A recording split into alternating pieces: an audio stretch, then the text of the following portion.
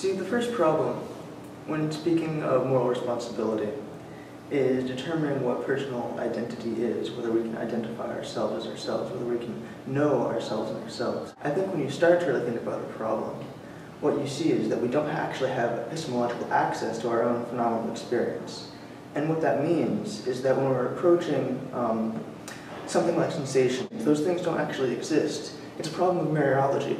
When we're trying to piece together pieces of ourselves from these phenomenal experiences, from these sensations, we see that it's just a bundle of gunk. You see that what it really exists at the fundamental level is symbols of sensations. You have particles, you have sensations, you build them together, and you think you have persons, but I don't know that I exist. Some people think they know that they exist, and they think that they have moral responsibility because of this. But when you really think about it, when you really get down to the nitty-gritty of all of this, you realize that there's something different from a mind and a twig, because it's all just gunk. The twig has the same moral responsibility as any human does. Professor von Straussen recently wrote an article in the academic journal of telekinesis and bass fishing.